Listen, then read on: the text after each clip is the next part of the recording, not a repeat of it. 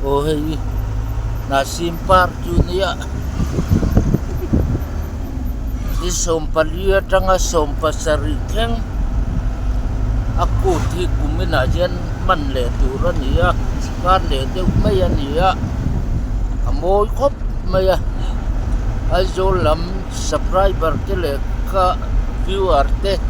min supporter te ka ron kal về thầy nghe là chú cả đủ khóc mấy chuan akal thầy lâu te po in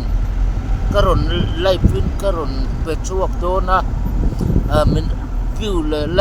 le share comment lama te thầy top mình lâu chùa pui trần mình lâu lạc pui tu rin subscriber te le viewer te mình back up to supporter te ka kan nghen chun kan som chu ani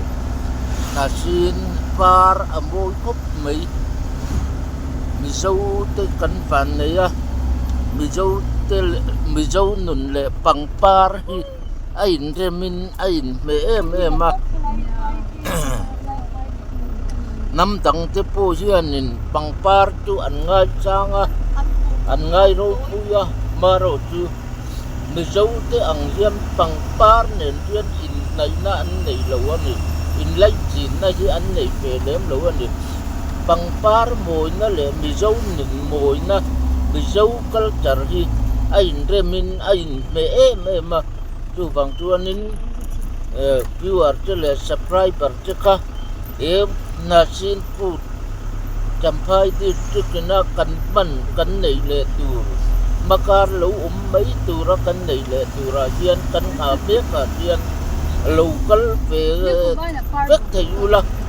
mun ran kana ka subscriber te le viewer te min supporter te ka ka du tak meu chu ani ka som tak meu chu ni amaro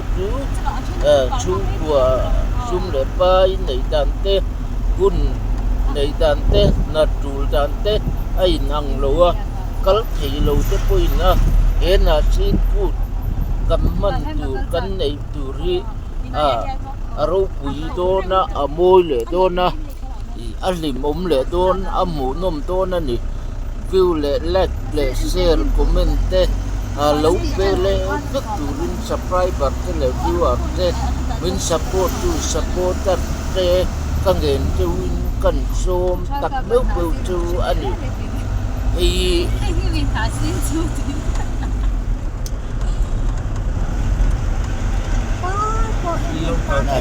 bar tu dia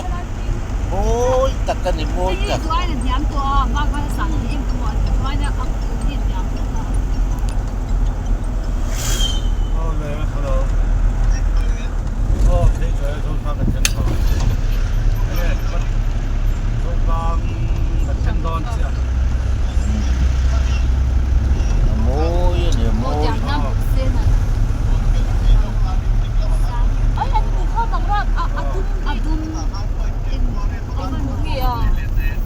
ta tuần bó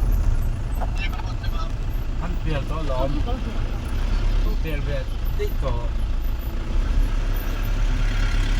lắm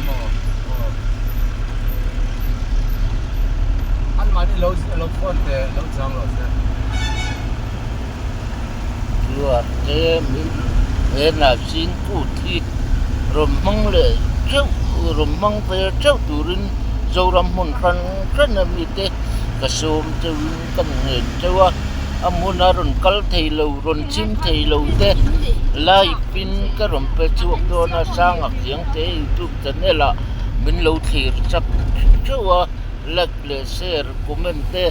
min lo pe sak chau turin kan som chawin kan ngem dak no chu ni ole i du tok ri photang lu o tu na tan chuan